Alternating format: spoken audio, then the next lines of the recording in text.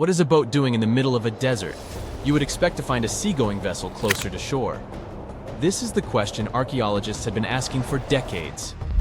In 1988, there was a storm near one of the most important archaeological sites in ancient Egypt.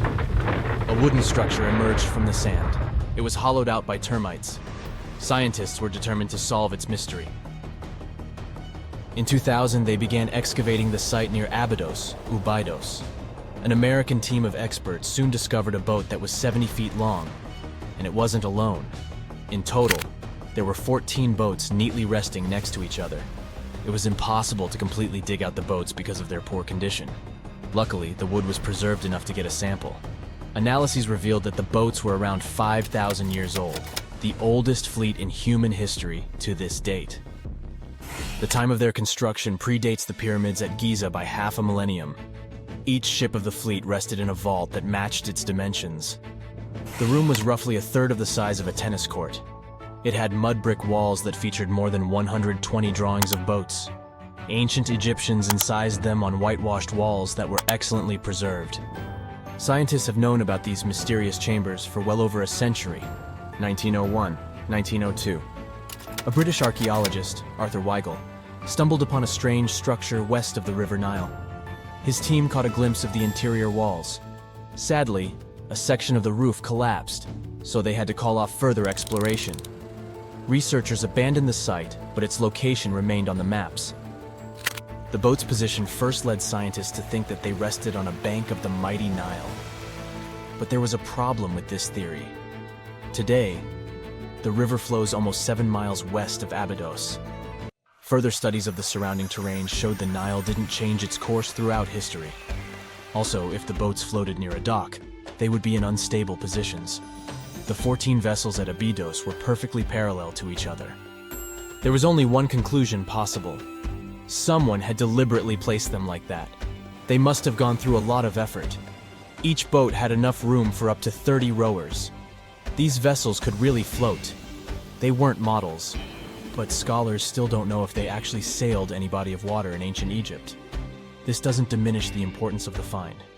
Previously, archaeologists found only small-scale models.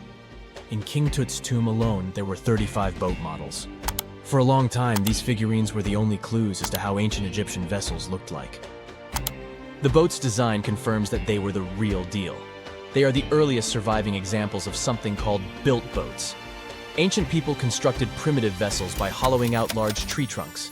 The alternative was reed that was tied together to form a raft. The boats at Abydos had planks tied together. This was a major breakthrough in shipbuilding. During their lifetime, the boats must have seemed impressive. Timber was a valuable commodity at the time. There was no wood in the desert. Cedar had to be imported from Lebanon. The only person who could afford such luxury was the pharaoh. Studying the area around the ancient fleet provided more answers. Scientists discovered a mud brick structure where Egyptians worshipped the pharaoh. Its approximate date of construction matches that of the wooden boats. The same bricks out of which this building was made were used to encase the fleet. At the time of their construction, the rooms they were stored in had a ceiling. That's the section that archaeologists stumbled upon in the early 20th century. Just like mummies and coffins, these marvelous ships rested inside splendid vaults. The exterior of these rooms was also impressive. The outer walls originally had a plaster of white limestone. It reflected sunlight. In the desert sun, the structure housing the boats must have shone from miles away. Ancient Egyptian builders used the same technique to cover the pyramids 500 years later. Today, their surface looks jagged, but it wasn't always like this. When they were constructed, the pyramids had a top layer of fine white limestone. Their surface was smooth and it gleamed in the sunlight. Instead of stairs, the outer layer of the pyramids was more of a sleek ramp. Archaeologists were left with one final question. Which pharaoh owned the fleet? The answer lay just a mile from the site. This is where the tomb of a pharaoh from the 5th dynasty rested, King Senwosret III. Its time and style of construction matched the ones of the chambers with boats. The very end of his rule might explain how the boats ended up in the middle of the desert. The pharaoh probably passed away in northern Egypt. Then his body was transported down the Nile to Abydos in a marvelous procession of decorated boats. The vessels were later lowered to chambers near the final resting place of their owner. This had a symbolic meaning. In the ancient Egyptians' belief system, ships played a key role. Their supreme deity was Ra. He traveled through the sky during the day in the form of the sun. At nighttime, he sailed through the netherworld in a solar boat. The pharaoh identified himself with Ra. That's why he needed boats in the afterlife. That was the only way to regenerate himself. Just as the sun rises every day above the horizon. This belief existed for thousands of years. The more famous Pharaoh Khufu also had a ship. Scientists found it in 1954 next to his pyramid at Giza. It is some 4 centuries younger than the fleet at Abydos, but Khufu's ship was almost 2 times longer. The Great Pyramid of Giza and King Tut's tomb are some of the most famous archaeological finds in Egypt. But there are many more secrets hiding beneath the endless sands of the Sahara Desert. Recently, 2020, archaeologists found a lost city there. They have labeled it as the most important discovery since King Tut's tomb, 1922. The city of Aten is some 3,000 years old. Historians hope it will give them a unique insight into the everyday life of ancient Egyptians. The famous archaeologist and Egyptologist Zahi Hawass proclaimed the site a lost golden city. Aten sits some 300 miles south of Egypt's capital, Cairo. It is close to the famous Valley of the Kings. Archaeologists first found sections of mud brick walls that spread out in all directions. They discovered complete rooms with tools of everyday life inside. The research team unearthed a bakery, a residential neighborhood, and an administrative district. They all date back to the time when the Egyptian civilization was the wealthiest in its long history. They were also the first to make objects from iron. In 1911, scientists found a set of iron beads near a village in Lower Egypt, El Girza. These are the earliest known iron artifacts. The discovery is literally out of this world. Ancient people made them by beating into shape a piece of a meteorite. The 9 beads were once part of an ornate necklace. They are now blackened and corroded, which is perfectly normal for a piece of jewelry that is over 5,000 years old. They consist of an iron-nickel alloy. Researchers were impressed by the skill of ancient jewelers who processed the beads. Their craftsmanship is more impressive when you think that they didn't know the stellar origins of the material. The Great Pyramid of Giza also has a remarkable feature. An international research group investigated the electromagnetic response of the structure to radio waves. They found that the pyramid has the ability to concentrate electromagnetic energy inside it. This occurred inside its chambers as well as under the pyramid's base. It contains an underground, unfinished chamber. It seems that the electromagnetic response is connected with the properties of limestone, the Great Pyramid's main building material. The research results might have a practical application. The way solar cells and nanosensors function could be improved by this remarkable find.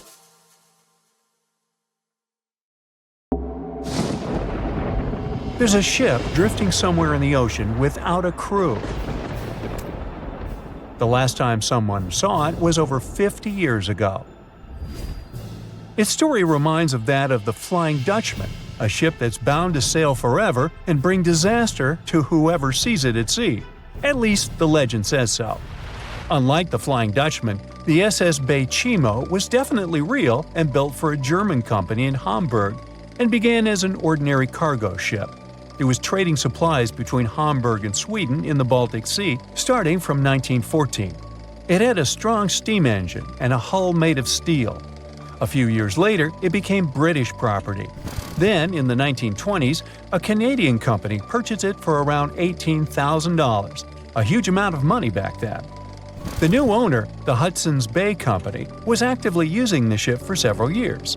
They would often send it on voyages from its home port in Scotland to Siberia, Alaska, the Yukon, and the Northwest Territories. It also passed through the Panama Canal and even the Suez Canal, with fur pelts for sale on board. Sometimes it would also transport passengers. It had completed 9 successful voyages before this strip of good luck came to an end. Starting from the 1930s, SS Bay Chimo would have trouble with ice and storms. When it first got trapped in ice in October of 1931, some of the crew managed to escape to Alaska. 15 of 22 sailors decided to stay with their vessel and try to save it. They had furs and other valuable cargo worth around $58,000 aboard. The company sent them supplies to survive the winter. They set camp near the ship out of the hatches, tarpaulins, and other materials, and offloaded the cargo. At the end of November, a blizzard rushed through the area, and it seemed like it had taken the ship with it. The ice platform had survived, but the ship broke free. Some of the crew members were sure it had sunk. But soon after, they heard from one of the locals who had spotted their ship around 45 miles away from their camp. The crew moved on with their lives, and the ship started its journey as a runaway vessel. People would spot SS Bechimo once a year or so, all the way until 1965. It was mostly spotted off the coast of Alaska. A man going to Nome with his sled dog, along with prospectors, explorers, and treasure hunters, all claimed to have seen SS Bechimo. Someone tried to board it and take it to port, but ended up stranded on it for days because of horrible weather. Others got luckier and managed to take a whaleboat, some furniture, and other valuables from the vessel. Those who got close to the ship saw that it was damaged and missing the propeller. Still, it stayed afloat without a crew for at least 38 years and became the longest sailing ghost ship in history. In 2006, the Alaskan authorities started a project to solve the mystery of this ghost ship of the Arctic and finally find SS Bechimo, either still above or below the water. So far, the project has not been a success. SS Bechimo remains one of the estimated 4,000 ships that have disappeared off Alaskan shores. If the legend of the 17th century isn't lying, this ghost ship could be sailing somewhere along the Flying Dutchman. It belonged to the Dutch East India Company. Its captain managed to do the impossible for that time and sailed from Holland to Indonesia in only 3 months. They said he was flying over the sea, and some evil tongues explained that he had made a deal with evil forces to achieve that. Once the ship was sailing back home, its captain and crew disappeared without a trace. There are many versions of what happened to it. One of the first ones said it had tried to enter port at the Cape of Good Hope, got in a terrible storm, and sank as there was no captain to save it. Another legend says the captain had refused to obey the skies to let the ship sink during the storm. A scary life form then struck the boat and the crew, and it was condemned to forever wander without rest. Many sailors claim to have spotted the Wandering Dutchman. The Duke of York, who was to become King of England, mentioned having seen it in Australian waters. Right after spotting the ship, the man who saw it first fell from the top of the mast and didn't survive. There were more encounters with this legendary ship up to the middle of the 20th century. Ships would nearly collide with it as the Flying Dutchman jumped out of the blue. Scientists have a more logical explanation for this mystery: Fata Morgana, not to be confused with Hakuna Matata. Now, when you're out at sea on a hot day and the air is all wavy, it feels like when you look at the road on a scorching summer day. That's because of something called atmospheric refraction. When light passes through different layers of air with different temperatures and densities, it bends and twists. Sometimes, under certain conditions, this bending of light can create really bizarre optical illusions over the ocean, like sightings of the Flying Dutchman. The Fata Morgana phenomenon can make distant objects appear distorted, stretched, or even lifted above the horizon. So you can see a ship far away, but because of the way the light is bending, it will look like it's floating above the water or even disappearing and reappearing. A Fata Morgana is most commonly seen in polar regions, especially over large sheets of ice that have a uniform low temperature.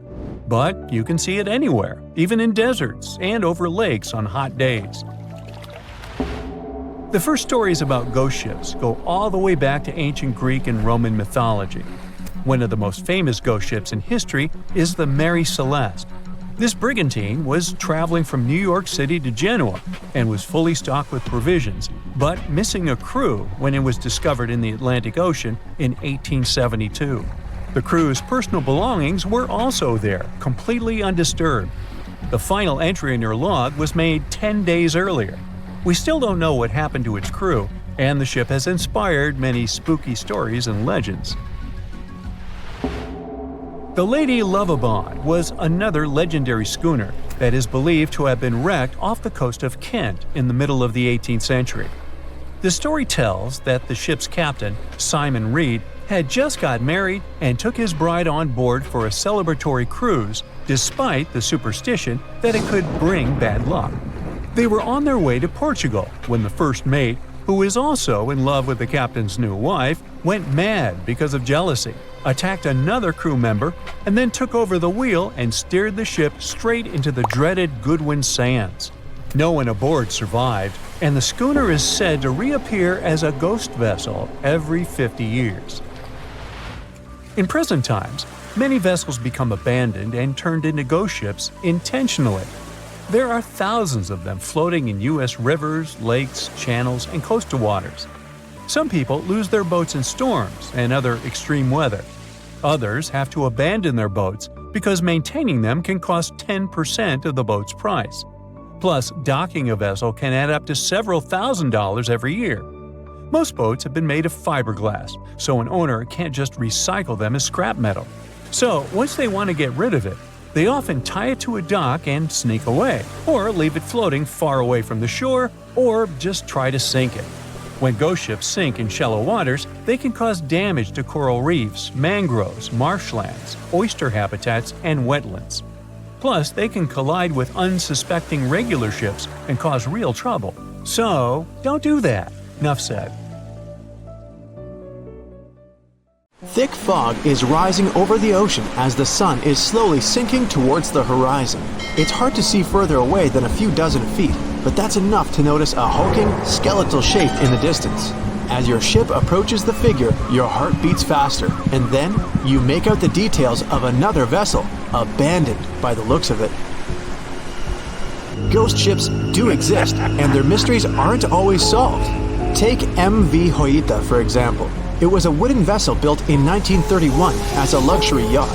It had served well to various people over 20 years before it was bought by a Samoan sailor and became a merchant ship. In 1955, though, Hoita's service came to an abrupt and mysterious end.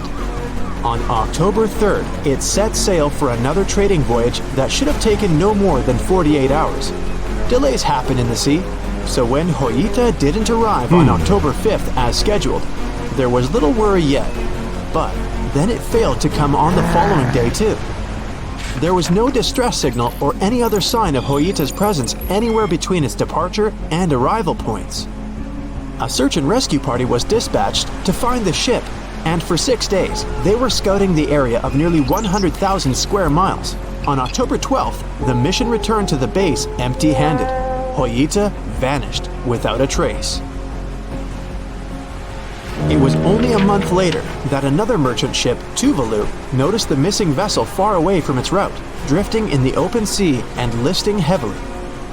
The sailors boarded the ship and found that all of its crew and passengers, 25 people total, were missing, along with all the cargo the vessel had been carrying. The radio was tuned to the International Distress Channel, meaning that the crew had been trying to ask for help, but they couldn't reach anyone because the radio cable had been damaged, limiting the range to 2 miles. The lifeboats were missing as well, indicating that people on board must have left the ship. Unfortunately, they seem to have taken the logbook with them, leaving the rescue team clueless as to what had happened. Even today, the mystery of MV Hoita hasn't been solved yet. No one knows where the crew and passengers had gone and what had caused them to leave. SV Carol A. Deering wasn't a ghost ship in the usual sense of the word. There were no sightings of it in the open sea. Instead, it was found on the shore, but the circumstances of it running aground are a puzzle shrouded in mystery. Carol A. Deering was built in 1919 in Maine, and it was a large vessel made for commercial voyages. Unfortunately, despite its large cost of construction, it had only served for a year before its last trip. July 19, 1920. The ship was traveling from Puerto Rico to Rio de Janeiro via Newport News to deliver a cargo of coal. It was almost halfway to the final destination when the captain fell seriously ill, and the crew turned back to drop him and his son off and replace the captain. The voyage went without incident, but when it came to Barbados in December to resupply, there were strange moods among the crew. The first mate didn't seem to be happy with the new captain. No one paid much attention to it back then, when they probably should have. The last sighting of Carol A. Deering at sea was on January 28, 1921, when a lightship noticed it off the coast of North Carolina. There was some commotion on the quarterdeck of the ship, where the crew were normally not allowed. Then, another vessel sighted it, but there was already no one on the decks. On January 31st, the merchant ship was found hard aground in the Diamond Shoals, a site notorious for numerous shipwrecks that had been occupying there for centuries. When the search and rescue party boarded the ship, they found it abandoned, the log and personal belongings of the crew gone, along with the 2 lifeboats. There is still no answer to what happened on board of Carol A. Deering that January, although the most popular version was mutiny. Maybe we'll never find out the truth though. SS Bechimo is perhaps one of the most notable ghost ships in history. This large cargo steamer was built in 1914 in Sweden and plodded its way dutifully over 16 years, trading provisions for pelts with native tribes of Alaska and Canada. But then, on October 1st, 1931, Bechimo got caught in pack ice. At first, it seemed the crew would be able to wait it out and continue on their route because the ship broke free in a couple of days. But in less than a week, it became caught again, this time for good. In another week, a rescue party was sent to fetch 22 of the Bechimo's crew, while another 15 remained behind to wait through the winter if necessary and get the ship back. But a month later, after a powerful blizzard struck their camp, the sailors went out of their shelters only to find the ship gone. Luckily, a few days later, a native hunter told that Bechimo hadn't been lost yet. He'd seen it about 45 miles from where they had been stationed. They managed to track it down, but decided the ship wouldn't survive the winter. So they took the most valuable cargo from its hold and abandoned it. They were wrong though. SS Bechimo did survive that winter, and many more that followed. When the ice broke, it sailed away on its own, drifting listlessly along the shores of Canada and Alaska. There were numerous sightings of the ghost ship, sometimes adrift in the open sea, and at other times stuck in the pack ice again. People attempted to board and salvage it, but weather conditions or lack of equipment always prevented them. SS Bechimo was last sighted by native Alaskans in 1969, 38 years after its abandonment. What became of it later remains unknown. The story of SS Orang Medan is one of the most puzzling and harrowing ghost ship stories of the 20th century. No one even knows for sure if the ship even existed in the first place. It wasn't recorded in Lloyd's Shipping, the International Register of Ships, which makes it either a tall tale or a vessel that avoided being officially recognized for some shady reasons. In any case, the accounts as to what happened to the Medan vary. According to most reports, it was carrying some unknown cargo in the Indonesian waters when a distress call was received by another ship in the vicinity. The officer on duty heard an SOS message, but its contents are different depending on the accounts. The message did not repeat, and the crew of Medan didn't answer to any attempts to contact it back. The ship that received the distress call hurried to the rescue, but they only reached the vessel the following day, when it was already drifting and slightly listing. When the rescuers boarded the ship, they found that none of the crew had survived. However, one lifeboat was missing, which implied that there was at least one crew member who managed to escape. What happened to the rest of the people on board remains a mystery to this day. Still, there are no hard facts about this story, so we might never find out whether SS Orang Medan was actually a ship and not a thing of fiction. SV Zabrina was a 3-mast sailing barge built in 1873 for river trade ships in South America. She served for well over 4 decades, proving to be a sturdy and reliable ship. It was later transferred to Europe, where it continued serving its purpose well. But then, in October 1917, Zabrina set sail on a regular voyage only to be found ashore several days later. Mysteriously, although the ship was perfectly intact, the entire crew of 5 and the captain were gone. There is no direct evidence or hard facts as to what really happened that day, The most convincing theory is that the crew were washed away from the deck because of an underwater explosion. And then the ship sailed ahead without them, but the truth, as always, remains unknown. At the beginning of the 20th century, somewhere off the coast of West Africa, a German steamship was leaving the port. Suddenly, the weather got worse, and the vessel entered a thick fog. The sailors ran aground on a sandbank close to the shore. Luckily, no one was hurt, and they were even able to save their precious cargo. But the ship was stuck in the sand for good. And it was not alone there. Nearly the entire length of the western coast of Namibia is called Skeleton Coast. If the name sounds scary, that's because it is. This 976-mile-long beach line is among the most dangerous places on Earth. The local Bushman tribes believe that their supreme deity made this land when it was angry. The Portuguese were the first Europeans to set foot in Namibia in the 15th century. And yep, they didn't like Skeleton Coast either. Portuguese explorers thought this land presented the gates to the underworld. This is the place where the Namib Desert meets the Atlantic Ocean. It might be dangerous, but it's actually beautiful. Plus, it's a UNESCO World Heritage Site. If Skeleton Coast had a PR manager, they would quit on the first day on the job. The area is not exactly tourist-friendly because of its geography and history. Beneath the sand and the waves, there is a secret ocean currently lurking for unsuspecting sailors. It's called Benguela Current. It flows towards the north along the coast of southern Africa. This part of the Atlantic is rich in marine life, but the current's land neighbor isn't that happy with the deal. This arid climate created the Namib Desert, one of the driest regions on Earth. And that marine life I just mentioned? It's sharks. 11 species of them to be exact. And yes, the great white decides to pop by once in a while. So far, we've got a desert landscape, strong currents, and sharks. Not a place for a beachside resort, definitely. But if someone ends up on Skeleton Coast, will they know they're in danger? Don't worry, they will.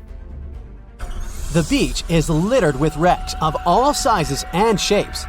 If you remember that German ship I mentioned in the very beginning, its massive and rusted stern is now sticking out from the desert sand.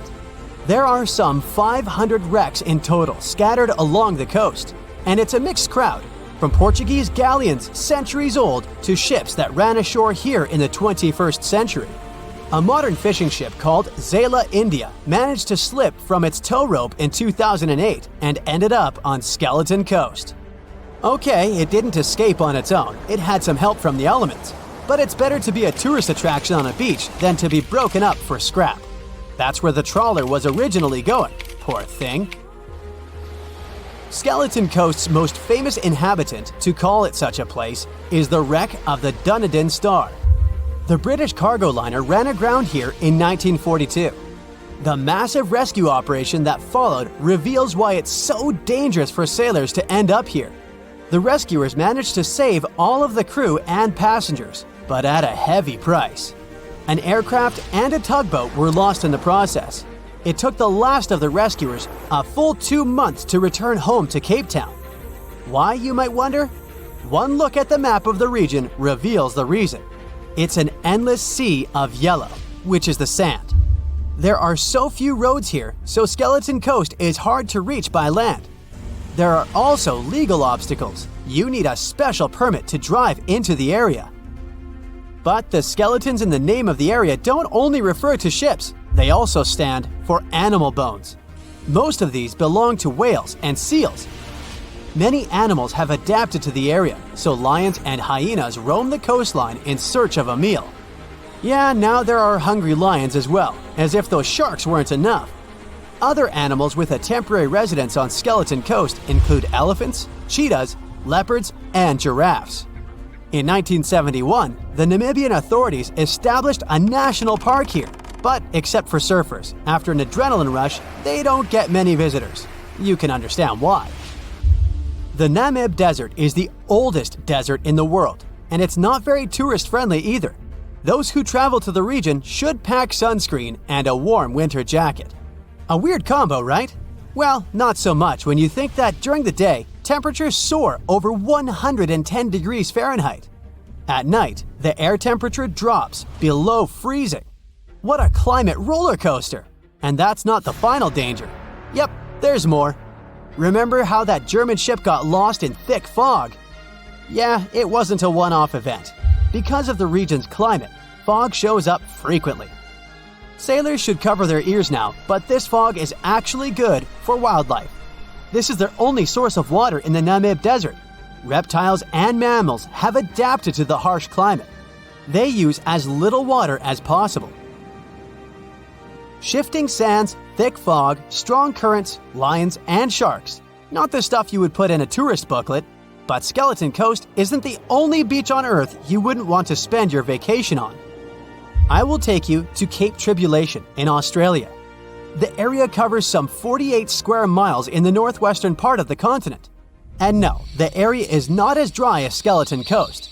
It's part of the Daintree rainforest. You could say that here, it is the rainforest, not the desert that meets the ocean. The beach at Cape Tribulation is straight from a postcard. But looks can be deceiving.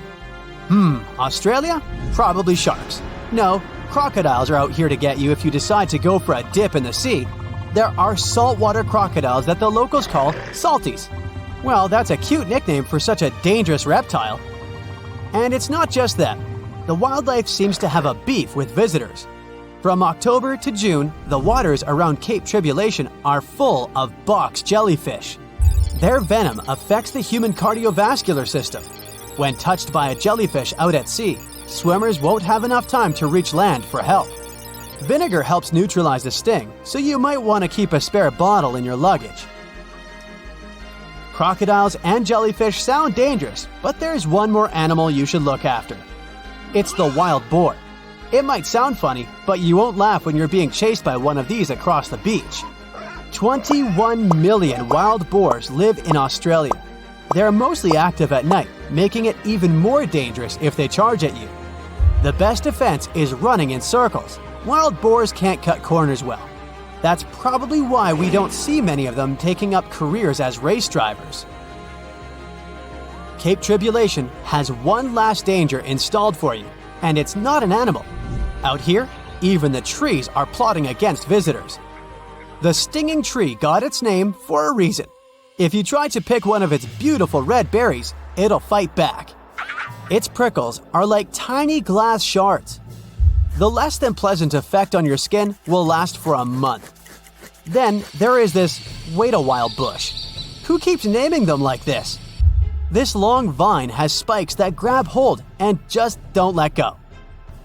They are so strong they can pull a human off a horse. You'll have to wait for someone to come by and save you from this thorny grabber. If you are about to cross this Australian beach from the vacation list, hold on for a second. Tourism is booming here. The local authorities have restricted access to all of the danger zones. Visitors go swimming in dreamy water holes that are surrounded by lush vegetation. There are even ropes to swing from. Now, that's a beach you can finally relax on. There's a stretch of water that even the most experienced explorers fear. No matter what season you choose to cross it in, you risk meeting face-to-face with waves that can reach as tall as the Hollywood sign. I'm talking about the Drake Passage, the waterway connecting the Pacific Ocean to the Atlantic Ocean, stretching from Cape Horn at South America's southernmost tip to Antarctica's South Shetland Islands. It's about as wide as the distance from London to Berlin and takes up to 48 hours to cross. Some sailors compare getting on the other side to going to the moon. That's how challenging it is. Even the man who discovered it, Sir Francis Drake, never sailed these waters because they seemed too dangerous to him and opted for a calmer, although longer, Strait of Magellan. The passage took the lives of around 20,000 sailors and over 800 ships. Tourists who want to see Antarctica cross the Drake Passage on a regular basis, although it's still often called the world's most terrifying ocean crossing. The Antarctic Peninsula, where travelers go, isn't really part of Antarctica itself. It sticks out and points towards South America like two fingers almost touching it. The water gets squeezed between these two land masses, making strong ocean currents. The passage is part of the Antarctic Circumpolar Current, the largest ocean current on Earth. The water rushes through the passage at a speed between 95 and 150 million cubic meters per second, which makes it rougher.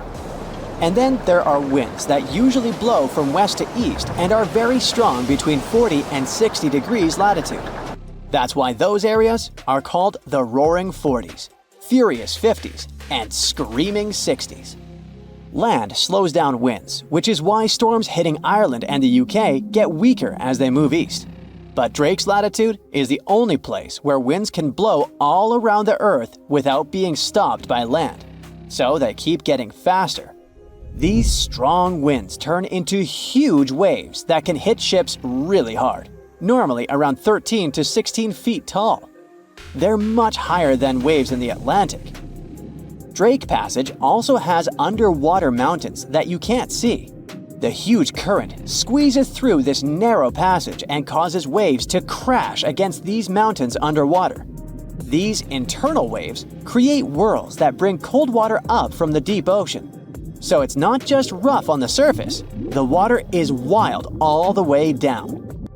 The first sailor managed to sail around Cape Horn and through the Drake Passage in 1616.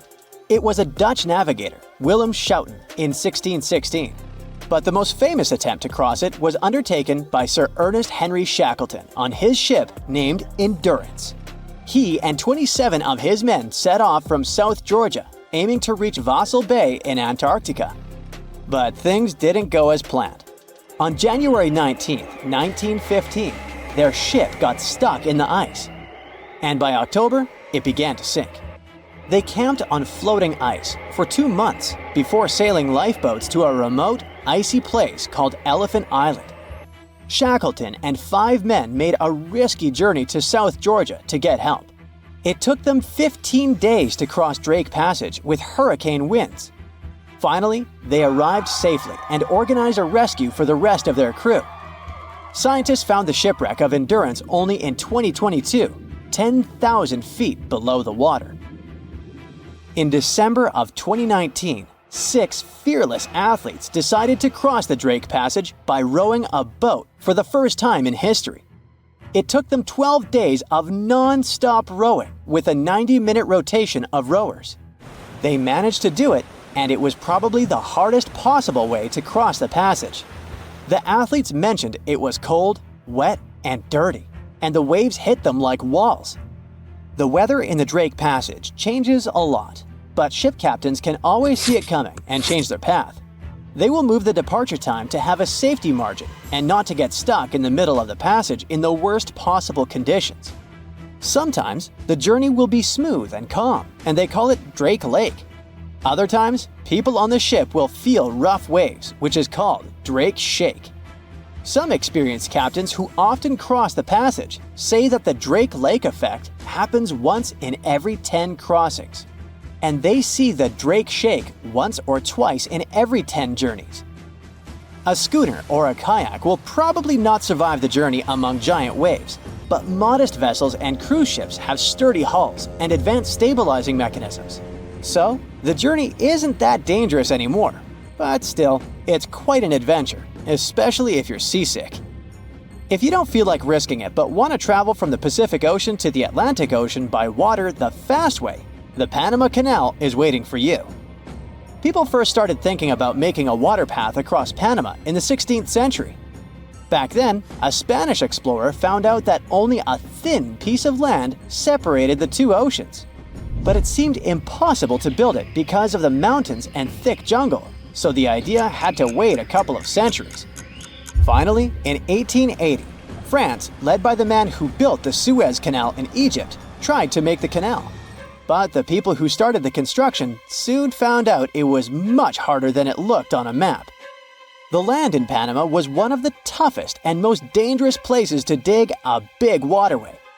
Workers had to literally move huge mountains in a jungle full of snakes, where it was really hot and rainy. During the wet season, heavy rain turned rivers into wild rapids and soaked the workers.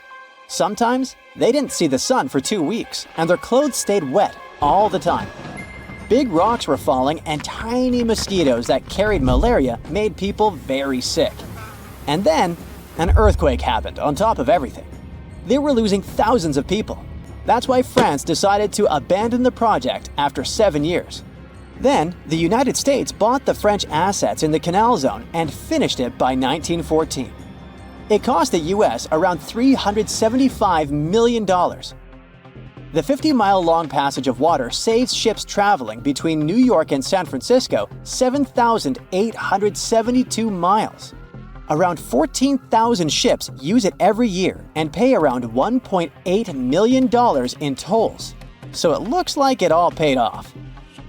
Another challenging waterway in this part of the world is the Amazon River. It's around 4,300 miles long and flows through 3 countries with over 30 million people living in its basin. But there isn't a single bridge across it.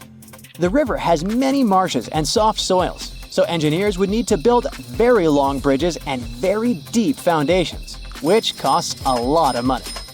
Building bridges over deep water is tough, but in other places in the world, engineers can use things like floating platforms to help. The river's path and water levels change a lot during the year. During the dry season from June to November, the river is usually 2 to 6 miles wide.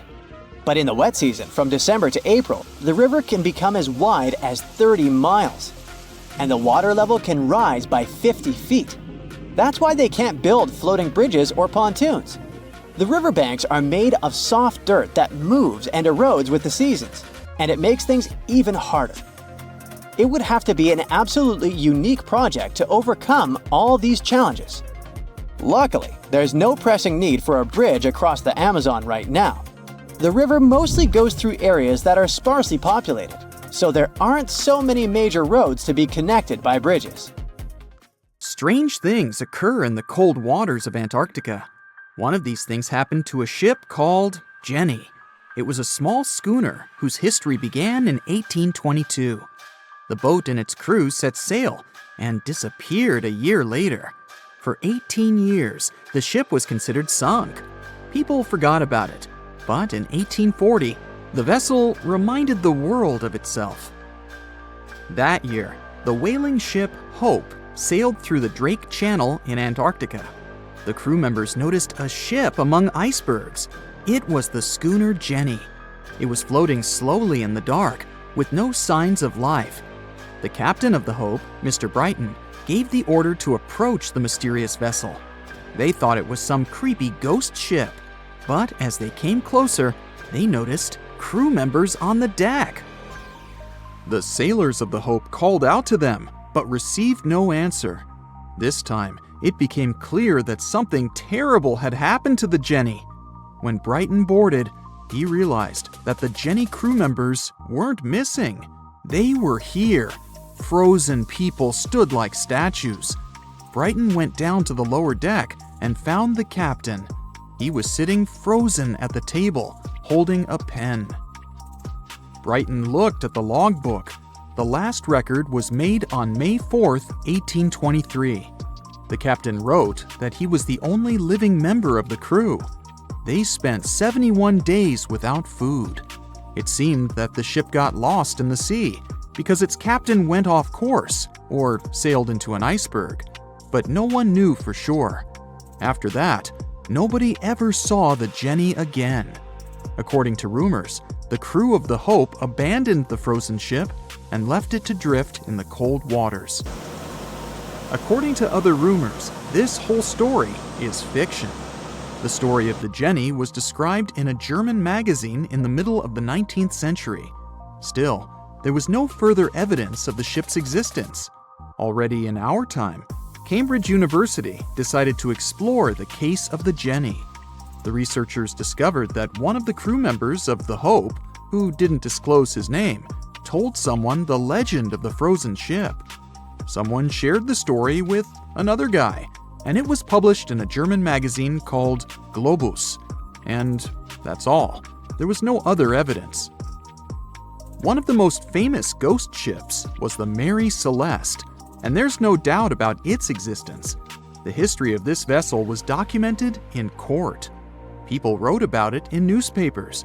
But the most exciting thing is that the ship continued to be used even after 10 people disappeared from its deck. The history of the Mary Celeste began in Canada in 1861. When it was first built, the ship was called the Amazon. It changed captains several times, and it also hit some rocks. The boat was sold, bought, then sold again, repaired, and sailed under the name Mary Celeste. In 1872, it had a new captain, Benjamin Briggs. He was a decent, brave man with a lot of experience in navigation. He had a beloved wife, a daughter, and a son. When he went on his last voyage, he took his wife and daughter with him, and his son stayed in America. In November of 1872, the Mary Celeste sailed from the port in New York with 10 people on board and disappeared. 8 days later, another ship, the Dei Gratia, also left New York and followed the same route. Dei Gratia's captain, David Morehouse, noticed the Mary Celeste and immediately realized something was wrong. The ship was moving too freely, as if no one was controlling it. The captain tried to contact the crew members, but no one answered him. Then, together with other sailors, he climbed aboard the Mary Celeste. The ship was in good condition. There was no damage. The hold was slightly filled with water, but it could be easily pumped out. Everything seemed fine, but one lifeboat was missing. The crew members' valuables were in their cabins. The cargo was in the hold.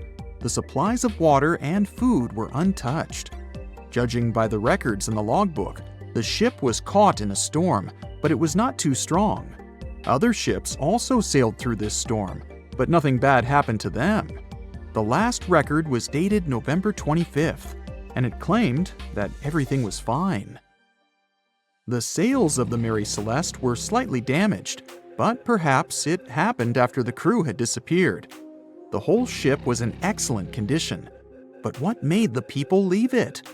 Part of the crew of the Dei Gratia stayed on board the Mary Celeste to bring it to dry land. Everything went well. They delivered the ship to the closest port. Next, the captain of the Dei Gratia appeared before the court and told about what had happened. However, the prosecutor and the judge didn't want to believe in the story of the Mary Celeste. They were sure the captain got rid of the ship's crew to get money for its cargo. According to the maritime laws of that time, if you found a ghost ship with valuable cargo, then a substantial part of this cargo belonged to you.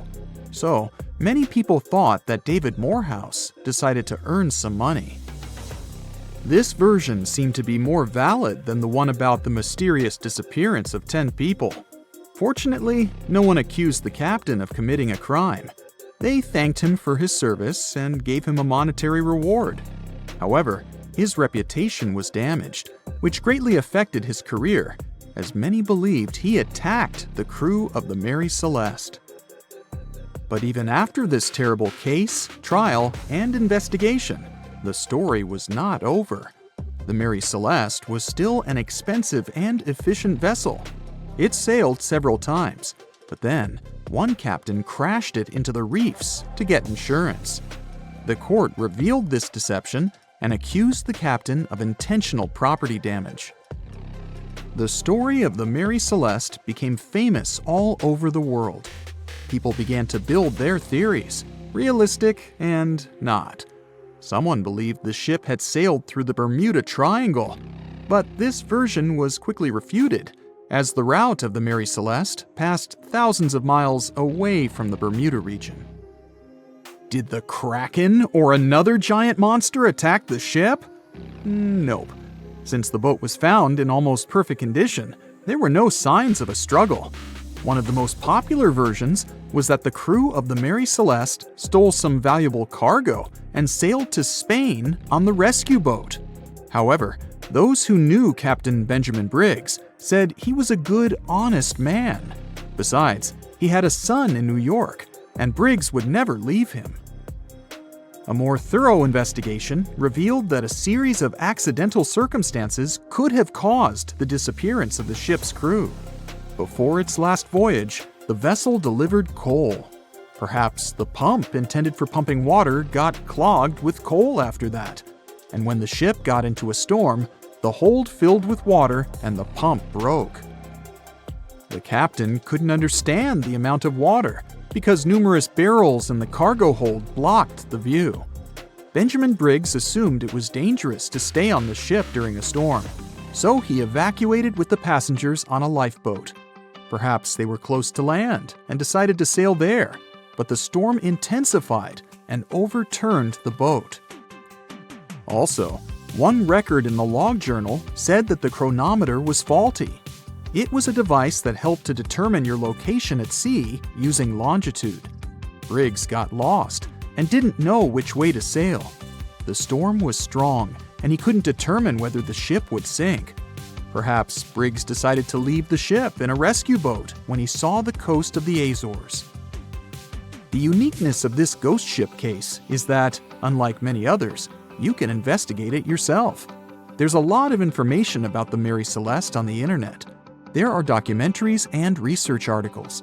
Perhaps you'll be able to notice something that others haven't seen and solve the mystery of the disappearance of 10 people. No matter what happens, don't stop! We almost got it! 2 treasure seekers are digging frozen ground in a cornfield at night. It's raining hard, lightning is flashing, but these 2 guys keep working. And now the shovel hits something solid. No way! A treasure chest! They start digging faster and find a piece of a ship's engine. What the? Far from the seas and lakes, somewhere under the fields of Kansas City, they found a giant sunken ship. How is this possible? Now you'll see. Some people spend their lives searching for shipwrecks with treasures underground. One of them is explorer David Hawley. He's been looking for such ships far from the seas, rivers, and oceans for many years. He does this because he likes the feeling of adventure. The holds of these ships may contain chests of gold, antiques, and artifacts. And you can get a lot of money for them. David says you don't have to go into the ocean to find a sunken ship. They may be lying in your backyard. But why do ships end up buried underground among fields, farms, and plains? Let's find out using the example of steamboat Great White Arabia. According to old records, the newspaper clippings, this ship had been carrying about 200 tons of treasure before it sank in 1856. Many rumors and local legends said the ship was lying underground a few miles northeast of Kansas City. It was there because people deliberately altered the riverbed and channels of the Missouri River in the second half of the 19th century. They artificially brought the shores closer to each other. They narrowed the river to increase the flow's speed, so boats could sail much faster. In the 19th century, steamboats were the most popular means of transporting passengers and goods. Before railroads, they extended the western border across the Mississippi and Missouri rivers and brought supplies to people. That's why it was so important to increase the speed of their movement. So, on September 5, 1856, Arabia was sailing along such an estuary. It came across a snag sticking out of the water. A piece of log quickly flooded the ship. Fortunately, all passengers were evacuated. But the steamer and its precious cargo reached the silt bottom of the Missouri River in a few minutes. Several years had passed. Everyone forgot about the vessel. During this time, the course of the Missouri River had changed. But Arabia remained under the wet, muddy bottom. The soil level above it was getting higher, and the ground was losing moisture. Eventually, many decades later, a cornfield formed above the sunken ship.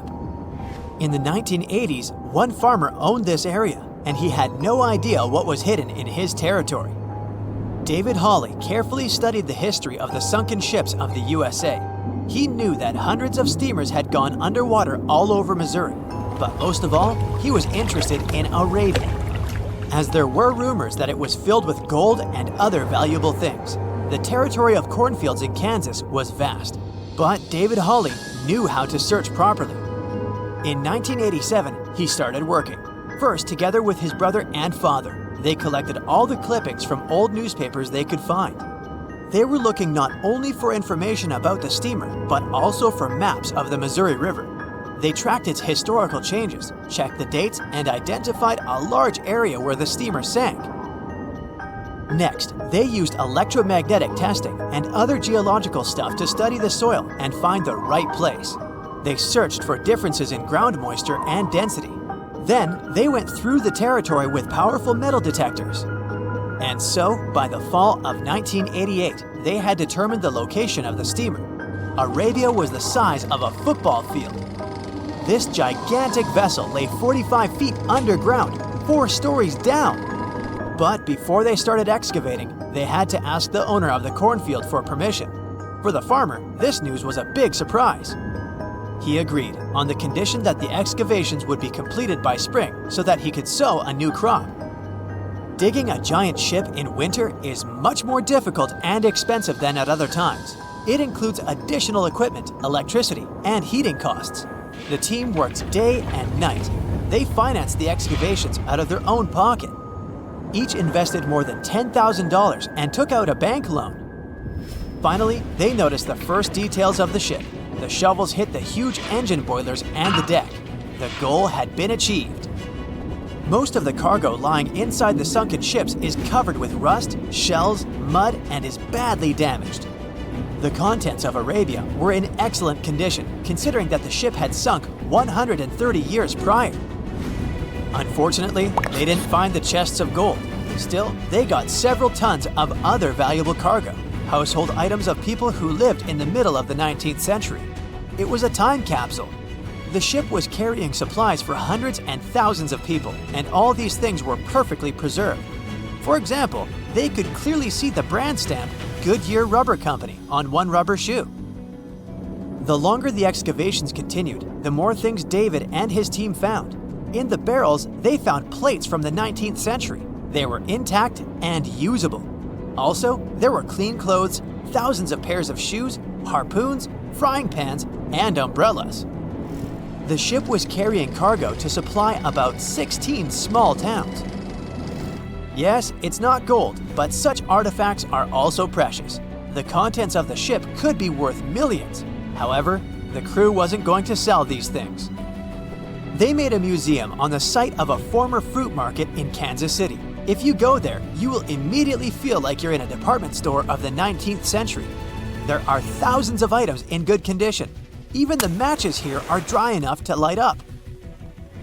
It took David many years to present the entire collection from the steamship. He values each of the items and doesn't want to sell them. Anyone can come here, pay for a ticket, and find themselves in the past. Who knows, maybe there's an old ship hidden in your backyard too. Geologists found an older vessel in the hot desert of Namibia in 2008. This ship sailed back in the days when pirates scared sailors on the seas, and now it's inside a dried-up lagoon. The ship sailed from Lisbon in 1533 and disappeared with the crew near a small diamond mining town. After almost 500 years, the hull had been badly damaged. Only the carcass of the ship remained, but the treasure hidden inside the vessel stayed intact. They carefully studied the boat for a long time, trying not to ruin anything. And then, 5 days later, they found a big old chest in the hold. Carefully opening it, they found gold coins there. Thus, the cost of the ship was estimated at about $10 million. The exact cause of the shipwreck is unknown, but experts believe the ship was destroyed by heavy cargo and bad weather. It went to the bottom of a lagoon that later became a desert. Some find an airplane in their backyard, others discover a ship, and one man found a passage to an ancient secret city in his house. This happened in Turkey in 1963. The owners of the building decided to make repairs. He went to his basement and knocked down the wall to turn this place into a living room. And so, behind one wall, he found a tunnel leading underground. The man thought it was some kind of a secret chamber.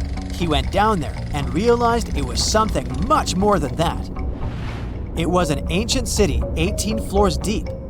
People built it in the years 780 to 1180 as a refuge from weather disasters and the invasion of enemies. This place also includes many underground tunnels that stretch for several miles in different directions. People could get to the town from different points using secret passages leading to these roads. The city can accommodate about 20,000 residents, livestock, and tons of food supplies. archaeologists have also found a chapel, schools, stables, and public kitchens there. They say nothing is ever lost, and it's true. Let's discover ships frozen in time. The first one is truly fascinating. Here, the Antikythera shipwreck.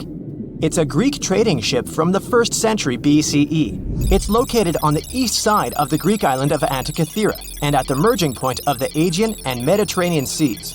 Around 2,000 years later, in 1900, a group of Greek sponge divers discovered the wreck. They were going to Tunisia, yet they were forced to find shelter from a storm on a nearby island. Since they couldn't go anywhere due to the storm, they decided to look for sponges until the weather got calmer. One of the divers discovered the shipwreck at depths of around 130 feet. Imagine someone going for a sponge hunt, but getting out to the surface with archaeological treasures. The captain of the sponge boat talked to the Greek officials about what they had found. The officials sent 2 ships to the wreckage. The salvage operation was successful, and discoveries are now in Greece's National Archaeological Museum in Athens. The findings included 3 life-sized marble horses, jewelry, coins, and hundreds of works of art, including a 7-foot-tall Colossus statue of Hercules. Among these treasures, Antikythera ephebe, a bronze statue of a young man, caught more attention. Because the ephebe doesn't comply with any familiar iconographic model, and there are no known copies of his type, he held a spherical object in his hand. Scholars have different theories of who that person could be, but they are not in a consensus yet. More than 70 years later, Jacques-Yves Cousteau and his team went to the area and recovered hundreds more artifacts and the remains of 4 people. Interestingly, they discovered a complex set of interlocking gears, capable of predicting the movement of the sun, moon, and several planets. The mechanism can also show the times of solar and lunar eclipses years into the future. Think of this Antikythera mechanism as an early computer calendar, to plan significant events like agricultural activities, religious rituals, and Olympic Games. These artifacts found in the Antikythera wreckage are some of the most important findings in modern archaeology. Just the Antikythera mechanism itself has changed our perception of the limits of ancient technology.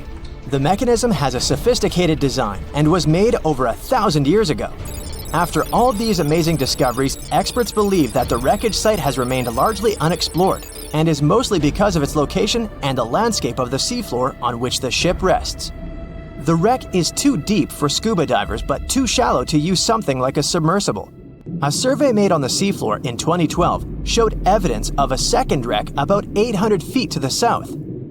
It's clear that this area has a lot to offer humanity. What would happen if those sponge hunters didn't go to the area? Scientists found a shipwreck in Antarctica at the bottom of the Weddell Sea 107 years after it sank. The name of the ship was Endurance, and it was the lost vessel of Antarctic explorer Sir Ernest Shackleton. Scientists who laid eyes on it decades later say it is among the greatest undiscovered shipwrecks ever.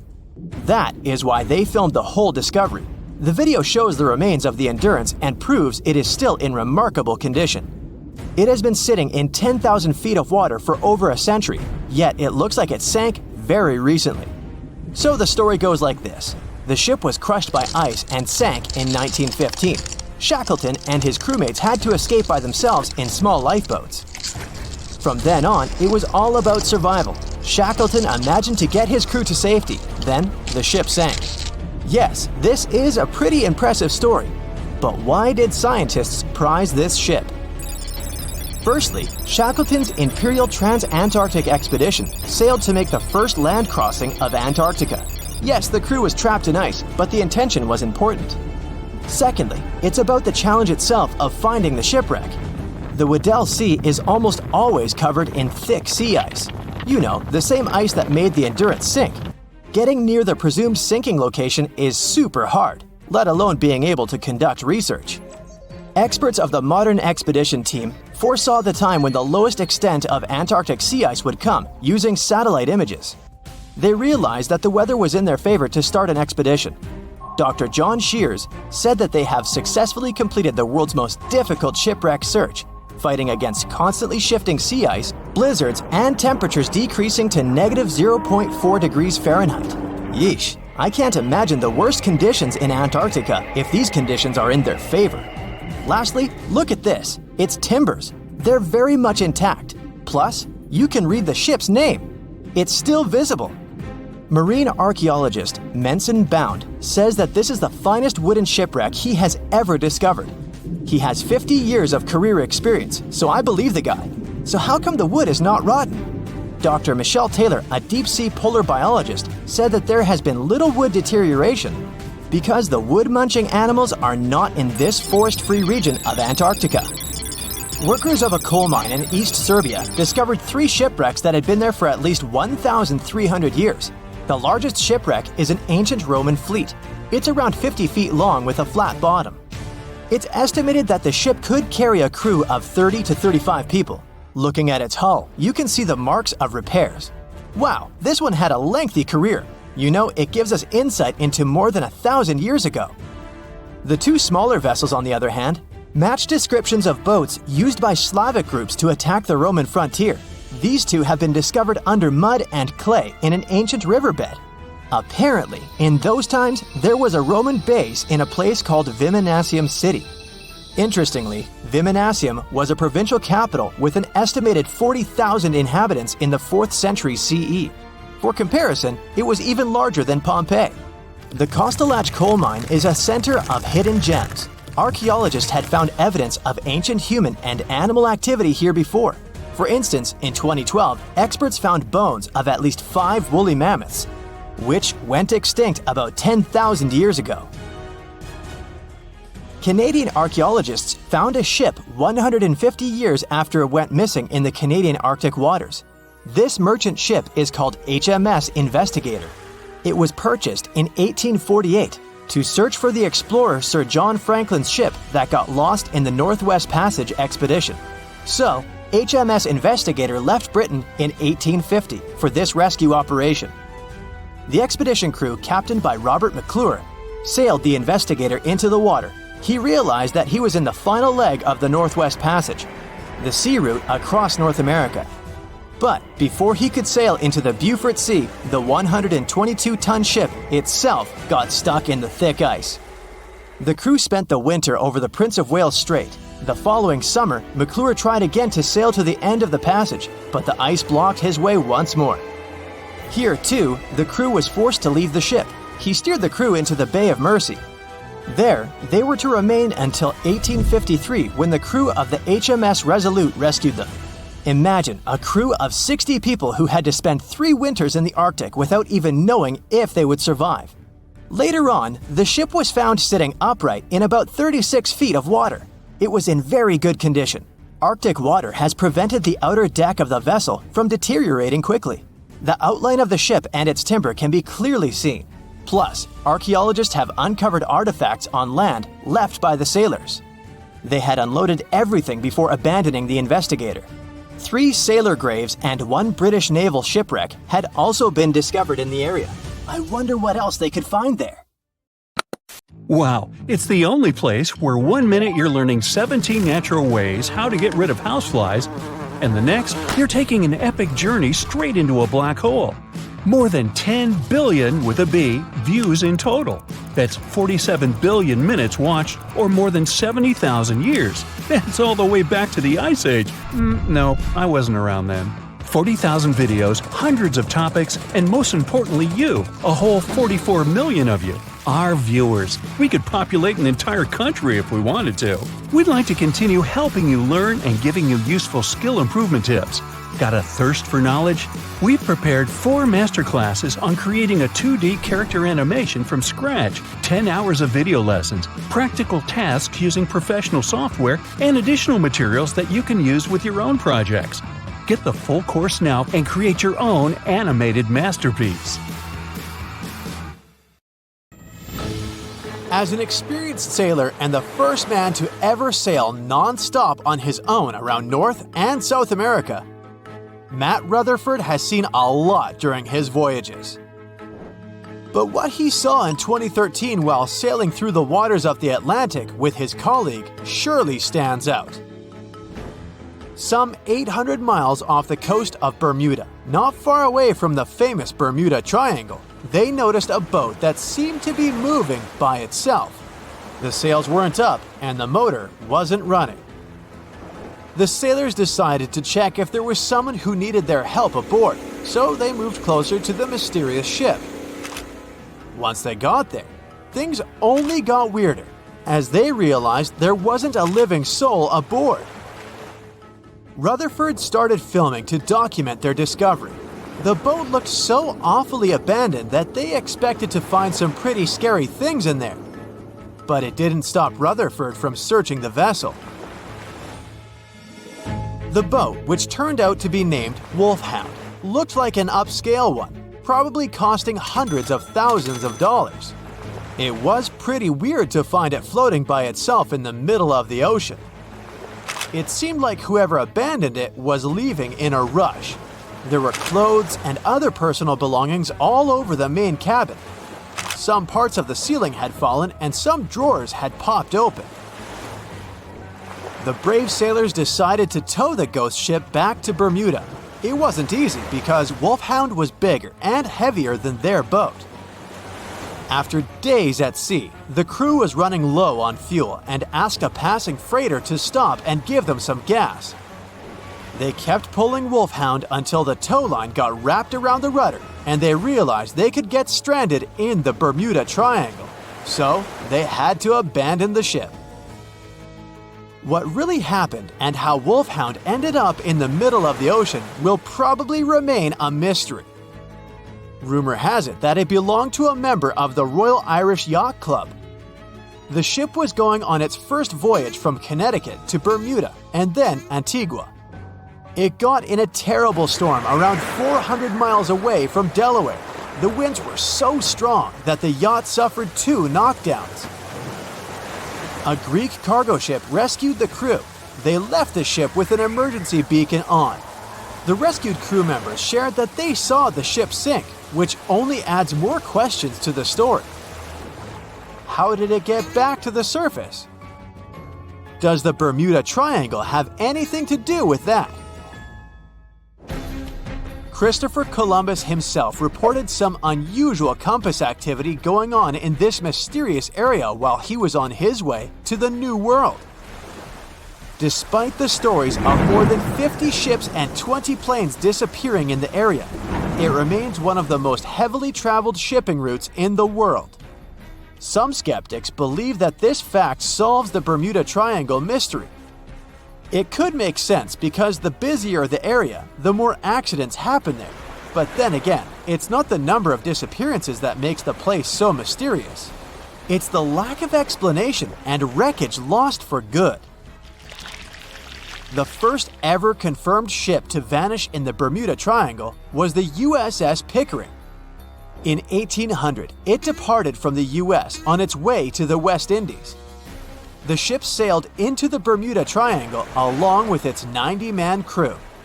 No one ever heard anything from them ever since. The popular explanation is that the ship was taken out by a storm. But because no one found any wreckage, we'll never know for sure.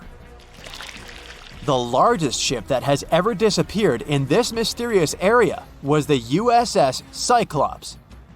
In March 1918, carrying a crew of 306 people, the USS Cyclops left Barbados and headed home to Baltimore. The ship passed through the Bermuda Triangle on its journey and vanished into thin air, or rather, water. The Cyclops never sent any distress signal and disappeared without any explanation or trace. The Bermuda Triangle isn't the only place in the world where ships go missing or mysteriously resurface. One of the most famous ghost ship stories would be of SS Bechimo. The large cargo steamer was built in Sweden. On October 1st, 1931, it got caught in pack ice. The crew decided to wait it out and managed to break free after a couple of days, only to get trapped again in less than a week. This time, they didn't manage to make it out. A rescue team went by air to save 22 of the crew members. 15 other members stayed in a wooden shelter they built not far away from the ship. Their plan was to wait out the winter and get back aboard. At the end of November, a strong blizzard was rushing through the area. When it was over, Beichimo seemed to have gone away with the storm. The captain decided it must have broken and sunk, but a few days later, a local hunter informed them that he had seen the ship around 45 miles away from their camp. The crew managed to find the ship and took the most valuable cargo from its hold. They had fears that Beichimo wouldn't live through that rough water, but it did manage to survive after all. Once the ice was gone, it floated away and ended up drifting along the shores of Canada and Alaska. Many people reported seeing the ghost ship in an open sea. Some even tried to board it to save the ship, but the weather didn't allow it to happen. The last time someone saw SS Beichimo was in 1969, 38 years after its crew had left it. It could still be drifting somewhere in the ocean. The story of MV Hoita happened in the South Pacific. The ship was originally a wooden luxury yacht. After serving for 20 years to various owners, it became a merchant ship. In 1959, it set on a trading voyage that was supposed to last around 2 days. When it didn't reach its destination on time, no one was worried at first, as things happen in the open waters. After another day, and no distress signals from the Hoita, it was obvious that something serious was going on with it. There were 25 people aboard, and their families wanted to find them. A search and rescue crew worked for 6 days looking for the ship, or at least its wreckage, in an area of nearly 100,000 square miles. That's 1.5 times as big as Florida. Sadly, the mission had come back with no results.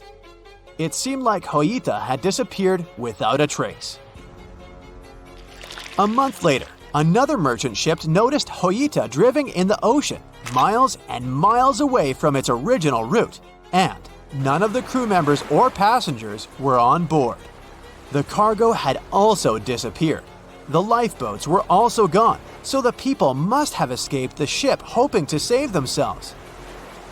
It turned out that the crew had been trying to get help as they tuned the radio to the International Distress Channel. But the damaged cable didn't let them send the signal any further than 2 miles.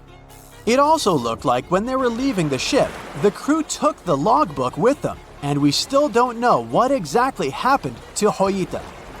Family members of those who were on board are still looking for answers. One professor claims it must have been a corroded pipe that leaked and flooded the vessel, but we'll most likely never know for sure. In the Pacific Ocean, near Japan, there is an area nicknamed the Devil's Sea. It's believed to be one of the 12 vile vortices around the Earth. Some people claim that vile vortices have weird things going on in them because the pull of the planet's electromagnetic waves is stronger there than anywhere else. The most famous ship that disappeared in the area was a fishery patrol vessel in 1952.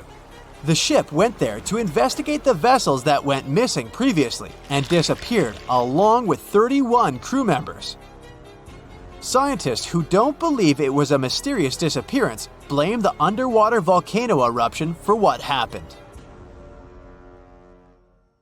The year was 1854, and the SS Arctic, the fastest passenger liner of its time, set out to cross the Atlantic.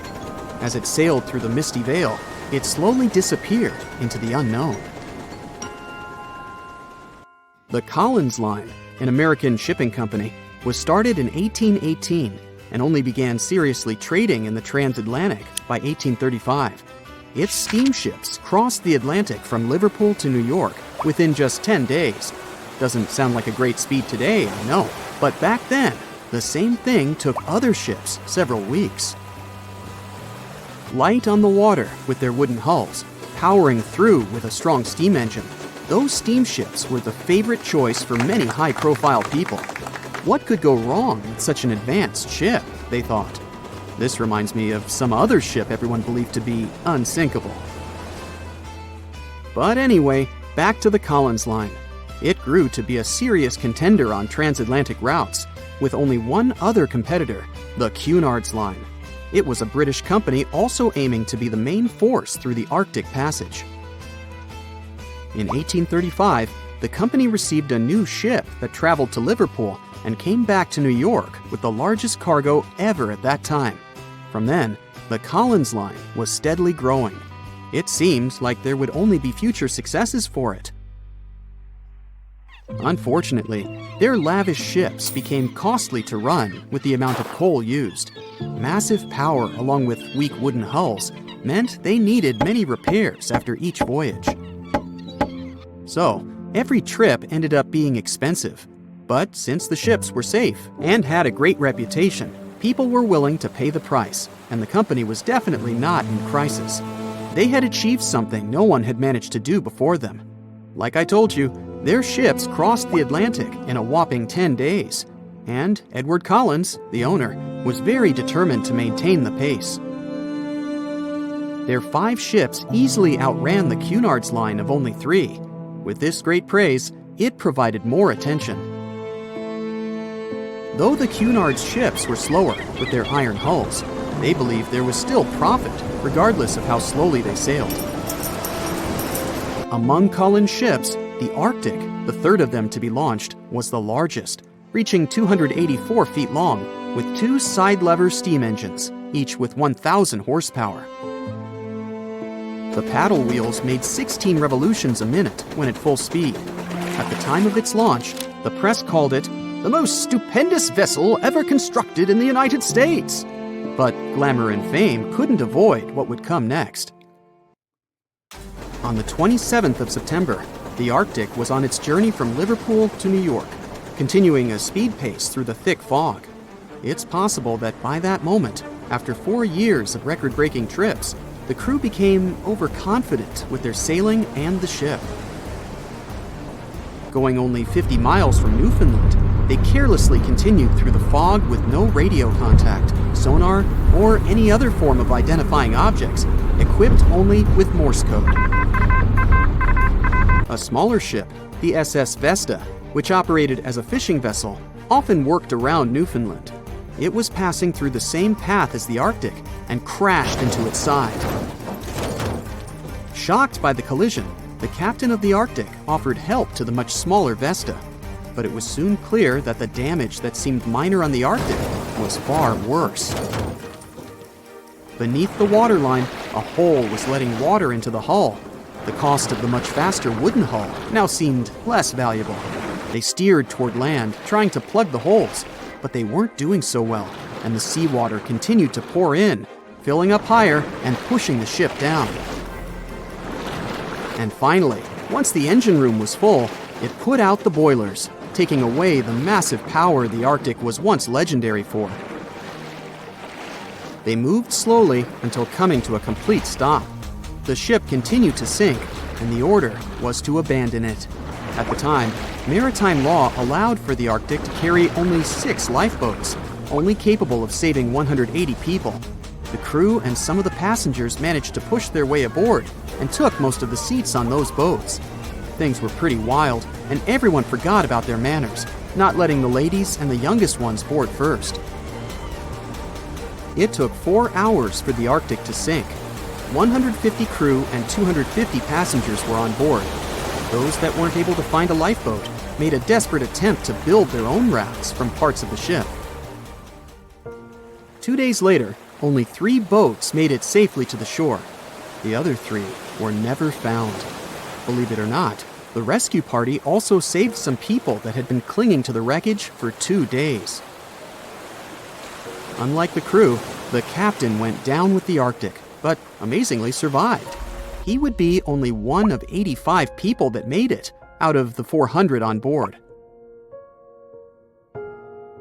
When the news arrived 2 weeks later, the public responded with great sadness to the losses. Great anger soon followed towards the poor safety measures and the crew. The press published demands to change the laws for more lifeboats. It only made sense to have enough for every person on board a ship. But they ignored those requests. This neglect would lead to more disasters in the future. Enough lifeboats would only come into maritime law some 60 years later, after the disaster of the Titanic. Edward Collins' wife and 2 children were also aboard the ship and didn't return. He was heartbroken, but didn't stop running his business. The Collins line still had a reputation to uphold, the biggest, fastest, and most luxurious on the Atlantic. Edward Collins would now build an even better ship than any other. It was named the Adriatic, and it was the largest ship in the world, 354 feet long. With 2 alternating steam engines that had never been built of this size.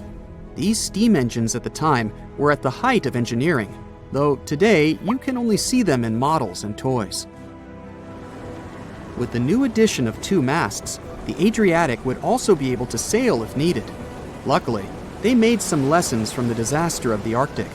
But before their new ship, the Adriatic, was built, another disaster had occurred. The sister ship of the Arctic had also sunk. They believe this second ship was desperate to stay in front of the Cunard's line and hit an iceberg somewhere during the race. This weird contest took the lives of 141 people. The desperation of Collins and his weakly built hulls pushed the company towards bankruptcy in 1858. The newly built Adriatic, costing over $1 million, had only made 1 voyage in the end. And even that voyage was considered a disaster. The ship collided with a tugboat. It still managed to finish its maiden voyage at a suitable time. After the company had gone bankrupt, they had to sell the ship for only $50,000. They removed the great giant engines, replacing them with only sails. Although it was once the greatest ship on the high seas, it was only 30 years later until it was abandoned, labeled irreparable, and anchored in a river. The other remaining ships were also sold and only used for parts. Edward Collins left the industry altogether, seeking work on dry land instead. As the Collins line was no longer in the mix, the Cunards would grow in strength. Without competition, they would win the Blue Riband for the next 30 years, and 180 years later, after producing hundreds of ships. They still have a constant presence on the seas as they provide transatlantic crossings, world voyages, and leisure cruises. To this day, the Cunard line is the only one to run ships between Europe and America, and it's great proof that it's not always the fastest that's the best.